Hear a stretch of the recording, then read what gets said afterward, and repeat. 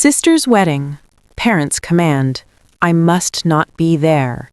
So I disappeared, plotting silence as revenge. The words sank into me like ice, the kind of cold that doesn't numb you but burns you alive, because in that one command lay years of dismissal, preference, and betrayal that had been simmering beneath the surface of my family's story for as long as I could remember. And now it had crystallized into a single brutal instruction: erase yourself.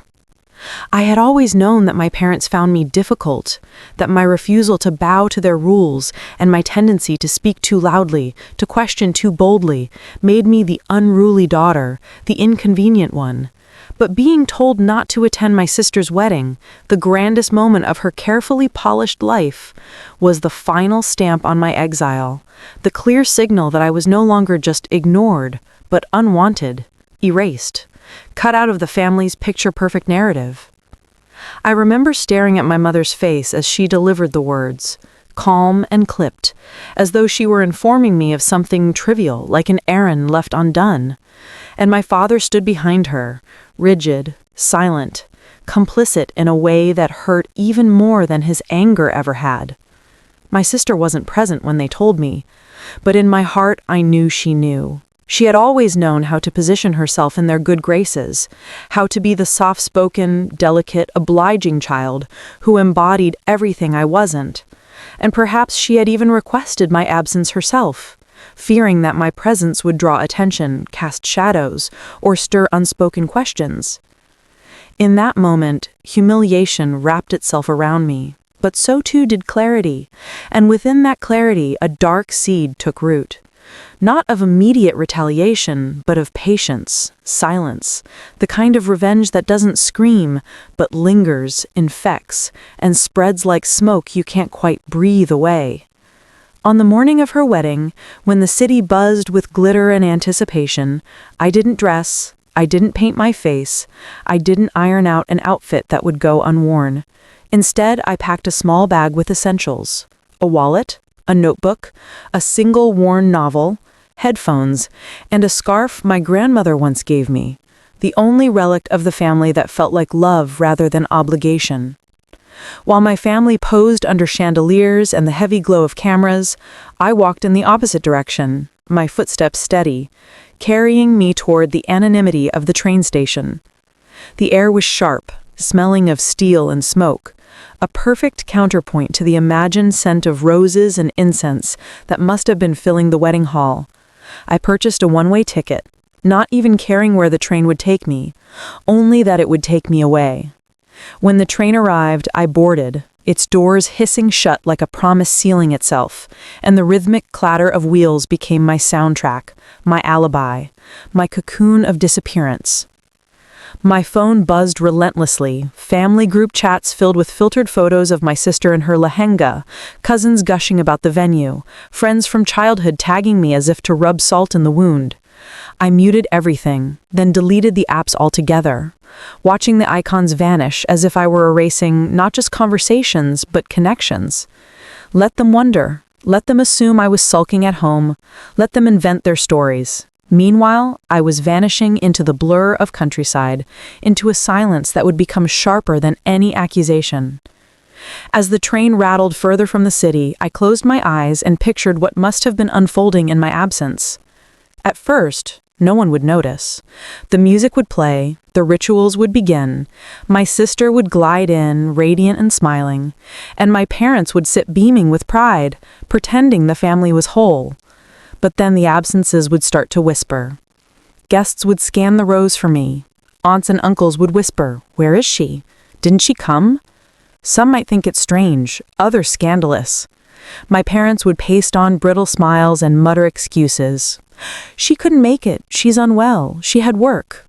Lies that would unravel too quickly because everyone knows you don't miss your own sister's wedding unless something deeper is wrong. The photographer would struggle, subtly rearranging groups to mask the missing piece. The videographer would pan too quickly, avoiding the empty chair that couldn't be disguised. And my sister, my golden, perfect sister, would feel it like a thorn under her silks. She might smile brighter, laugh louder, determined to prove my absence meant nothing, but in her heart she would know. Perfection is fragile, and one missing piece ruins the puzzle. She would know that I had not been forgotten, but erased, and erasure leaves a louder echo than presence ever could. I thought about all the small exclusions that had led me here, the times my voice was drowned out at dinner, the vacations where my preferences were dismissed, the family portraits where I was pushed to the edge of the frame, the comparisons whispered but audible. Why can't you be more like her? My sister had always played her role beautifully, the obedient daughter, the dutiful child, pliant and graceful, never ruffling feathers. She was rewarded for it, showered with praise and love, while I was marked as the stubborn one, the storm in their otherwise sunny household. This wedding banishment wasn't born overnight. It was the culmination of years of training, of quiet sidelining, of being told without words that I was less. And yet, by telling me to vanish, they had handed me the sharpest weapon imaginable: absence. Because you can exile someone from a room, but you can't erase their shadow. You can cut them from a photograph, but everyone who looks at it will ask, who is missing? When the train stopped at a small seaside town, I stepped off, drawn by the salty air and the promise of being unknown. The streets were quiet, lined with chipped pastel houses, and seagulls that cawed like broken alarms. I found a cheap inn and rented a small room, one with a window that overlooked the ocean. That night, while my sister twirled under chandeliers, I sat on damp sand, the tide curling around my ankles, the stars scattered like confetti overhead. The sea roared in endless applause, not for her, but for me, for my vanishing, my rebellion, my revenge born of silence. I imagined raising a glass, invisible and solitary, to the emptiness I had gifted them. Somewhere in that glittering hall, guests would whisper about me. My parents would sweat under the weight of questions. My sister's joy would catch in her throat when she noticed who wasn't watching. And here I was, alone but victorious, turning their command into my weapon. In the days that followed, I stayed in that town. I turned off my phone completely, disconnected myself from the world that had pushed me out, and let the sea teach me how absence can be a form of power. Each wave erased footprints, and I thought, this is what I am doing to them, erasing myself, but leaving the ghost of my outline behind. I wrote in my notebook, not letters of anger, but fragments of thought, reflections on silence, the art of vanishing, the strength of refusing to explain. Because explanations give power, silence denies it. And I knew with every passing day the silence was doing its work. My parents would grow restless, unable to justify my absence convincingly. Relatives would gossip, some sympathetic to me, others critical of them. But either way, the questions would linger, like smoke that won't clear. My sister, wrapped in her new married life, would feel the missing blessing, the absent witness, the void I had left behind. Weeks turned into months. I didn't reach out. I didn't return. My absence became a presence in their lives, a constant reminder that they had chosen to cut me out, and in doing so, they had ruined the very perfection they sought to protect. I thought of the wedding album they must have created, glossy and curated, each picture flawless except for the invisible hole where I should have been. And I smiled at the thought of future guests flipping through those pages asking innocently, "But where is she? Wasn't she there?" The shame would return every time, unavoidable, indelible. My silence was a haunting, and I savored it like a secret triumph. And all the while, I grew stronger in my exile. I learned to live without their validation, to breathe without their approval. I realized that by casting me out, they had freed me. But my freedom came with a gift for them too, a revenge that required no shouting, no confrontation, no spectacle, only silence, sharpened to a blade.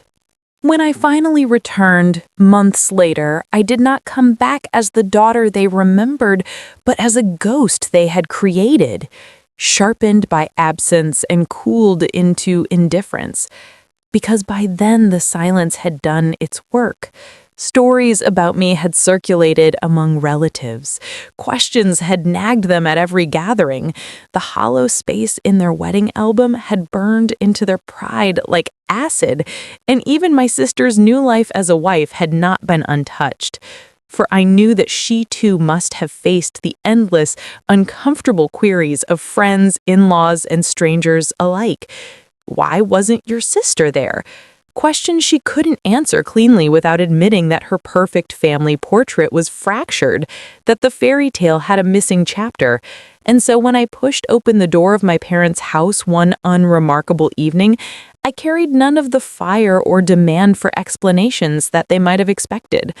Only the heavy, devastating weight of indifference, the kind that suffocates more thoroughly than anger ever could. My mother gasped.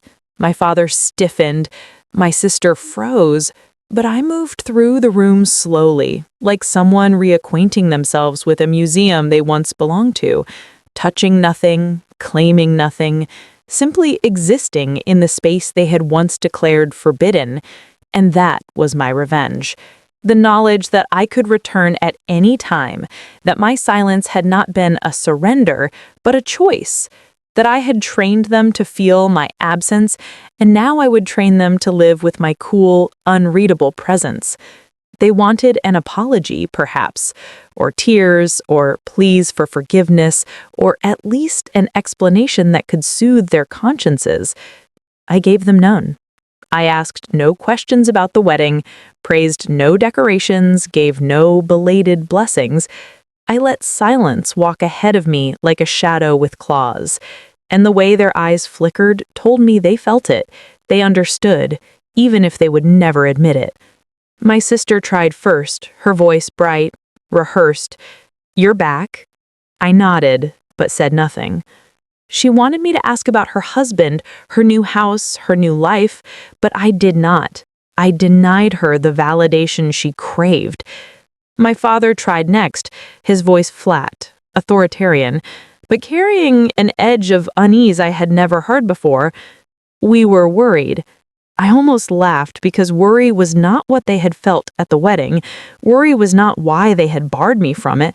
What they felt now was not concern for me, but fear of the questions they could not answer, the shame that gnawed at them in the eyes of others. I let him stew in it, offering only a glance that revealed nothing. My mother, finally, tried the path of guilt, her eyes moist, her tone soft. "We didn't mean to hurt you." But silence, I knew, was stronger than tears, and I let mine remain unbroken, my face impassive, a mirror that reflected their discomfort back at them. They had expected an explosion. They were given ice. They had expected drama. They were given absence turned into presence. And the thing about silence is this. It demands imagination. It forces the guilty to supply their own narratives.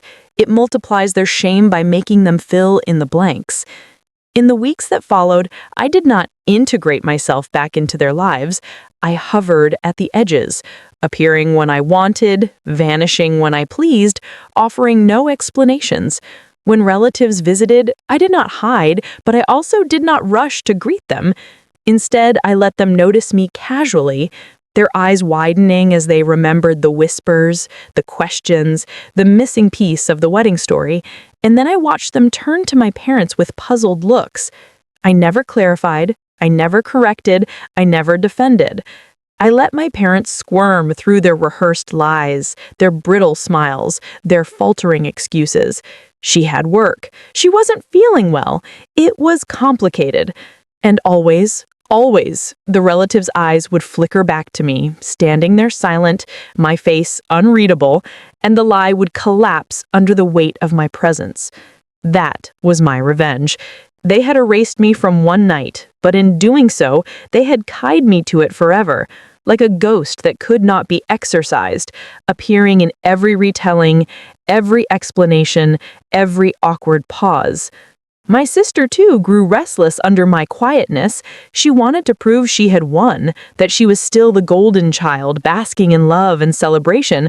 But every time her friends visited the house and saw me, I caught the flicker in their eyes, the remembered gossip.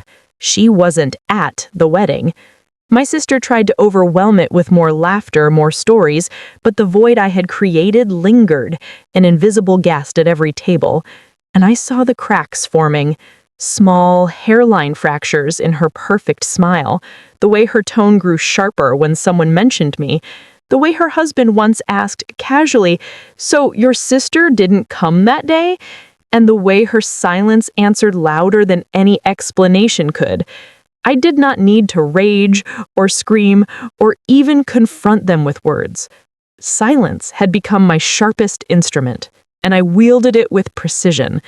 At family dinners, I sat quietly, letting conversations stumble around me, my absence within my presence louder than any outburst. At festivals, when group photos were taken, I positioned myself at the edge, unbothered, while everyone else scrambled to look whole. And always, I left early, disappearing before the night ended, reminding them that I could still vanish whenever I wished. I became both the scar and the salt, and slowly I watched as the narrative shifted. People stopped asking why I wasn't there. They started asking, how could you do that to her? Relatives began to blame my parents, whispering about cruelty, favoritism, shame. My silence was no longer my burden. It had become their cross. Years passed, and still the questions lingered.